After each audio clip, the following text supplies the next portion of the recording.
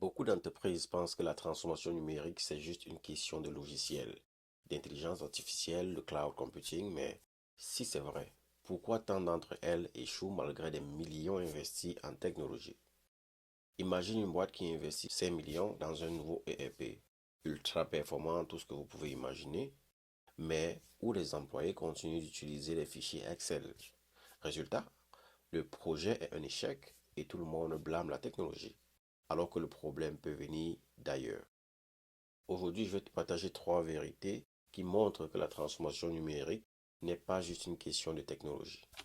Je suis Oliando Dassi, expert en intégration et automatisation des systèmes. Sur cette chaîne, nous explorons la transformation numérique sans prise de tête, en effectuant des recherches, en présentant des exemples concrets du quotidien et on fait des retours d'expérience, mais surtout, on discute de façon moins formelle.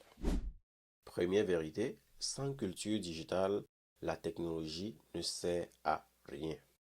Tu peux avoir le meilleur CRM du marché. Si tes équipes ne savent pas l'utiliser ou refusent le changement, c'est un échec garanti. Prenons un exemple concret. Salesforce dans une entreprise classique. Une boîte qui implémente Salesforce pour améliorer la relation client, sauf que les commerciaux, habitués au tableau Excel et aux notes manuscrites, continuent de travailler comme avant. Salesforce devient juste une base de données sous-exploitée parce que déjà on n'enregistre même pas tous les prospects dans le système et c'est sûr que les rapports commerciaux et les rapports de vente et tout ce que vous pouvez imaginer seront faussés. Alors, pourquoi ça coince? Trois raisons apparentes à ce niveau. La première, c'est le manque de formation. Les employés ne savent pas utiliser l'outil, ce qui est une évidence parce qu'il est nouveau. La deuxième, c'est la résistance au changement. On a toujours fait comme ça, pourquoi changer aujourd'hui?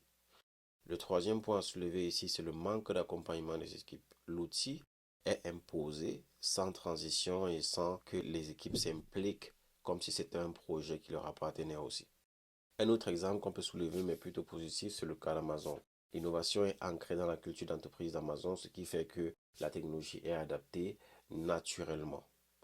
Une solution ici pour réussir votre transformation numérique serait de former les équipes avant et après l'introduction d'un nouvel outil, expliquer le pourquoi du changement pour obtenir l'adhésion et bien sûr impliquer les collaborateurs pour qu'ils s'approprient l'outil. Deuxième vérité, digitaliser un mauvais processus, c'est juste accélérer le chaos. Automatiser un mauvais processus, c'est juste accélérer la catastrophe. Prenons le cas par exemple d'un gouvernement, ok? Imaginons une administration qui veut moderniser son processus de demande de permis de conduire, tout simplement. Avant, les citoyens devaient remplir un formulaire papier, signer ce formulaire papier, l'envoyer par la suite par la poste. Et pour digitaliser ce processus, l'administration décide de remplacer le formulaire papier par un PDF interactif que les usagers doivent télécharger sur le site du gouvernement, remplir ce même document aussi sur leur ordinateur, puis imprimer et renvoyer ce document papier par courrier. Alors, me diriez-vous, quel est le problème? Ici, aucune véritable simplification n'a été effectuée dans le système. Au lieu d'écrire à la main, l'usager tape sur son ordinateur, mais doit toujours imprimer et poster le document par la suite. Le délai de traitement aussi ici ne va pas forcément changer. Les agents continuent de traiter manuellement les dossiers comme avant, sans automatisation.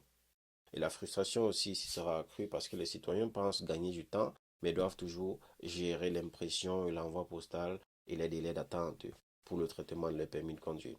La leçon clé ici, c'est transformer un formulaire papier en PDF. Ce n'est pas une transformation numérique, c'est juste numériser un support, le changer de format tout simplement. La vraie transformation aurait été de mettre en place une plateforme en ligne permettant par exemple de soumettre les dossiers, suivre son avancement et de recevoir une réponse sans impression ni déplacement. Cet exemple illustre bien pourquoi digitaliser un mauvais processus sans l'améliorer, c'est juste automatiser la frustration des clients, automatiser les mauvaises expériences des utilisateurs finaux. Est-ce que ça te parle? Dis-moi en commentaire ce que tu en penses. Dans le même sens, nous pouvons prendre l'exemple d'un processus bien digitalisé. Chez McDonald's et ses bornes de commande. Alors, lorsque vous allez à McDonald's, par exemple, ils ont introduit les bornes de commande pour fluidifier les files d'attente et améliorer le service.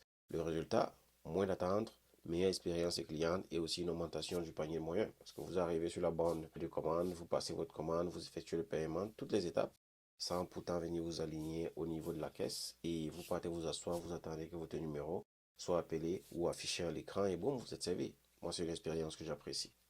Troisième vérité, la transformation numérique est avant tout une transformation business. Les entreprises qui réussissent ne se contentent pas d'adopter la technologie. Elles repensent leur modèle d'affaires, elles repensent leurs opérations, elles repensent leur business autour du digital. Prenons le cas de Netflix qui a effectué une transformation digitale, transformation numérique réussie jusqu'à nos jours.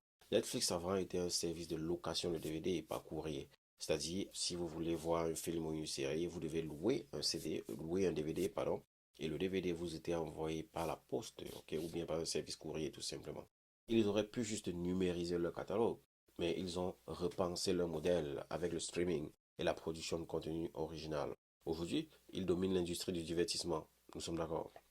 Un cas d'échec ici serait par exemple le cas de Kodak. Pour ceux qui ne le savent pas, Kodak a inventé l'appareil photo numérique en 1975, mais ils l'ont laissé de côté car ils gagnaient trop d'argent avec les pellicules. Résultat, ils ont été dépassés et ont simplement disparu. Comment transformer son business avec le digital? Ne pas juste digitaliser, mais repenser son modèle d'affaires, anticiper les tendances et innover. Okay? Ici, par exemple, on parle beaucoup de l'intelligence artificielle de nos jours. Ce serait important pour vous d'anticiper ce genre de tendance, l'utiliser dans vos processus d'affaires pour essayer de booster, apporter plus de valeur et aussi utiliser le digital comme un levier de différenciation et de croissance. En guise de conclusion, je vais vous faire un récapitulatif des trois vérités que nous venons de voir ensemble. La culture digitale est plus importante que les outils. Première vérité. La deuxième, un mauvais processus digitalisé reste un mauvais processus. Troisième, la transformation numérique est une transformation business avant tout. Alors, où en est ton entreprise dans votre cheminement de transformation numérique?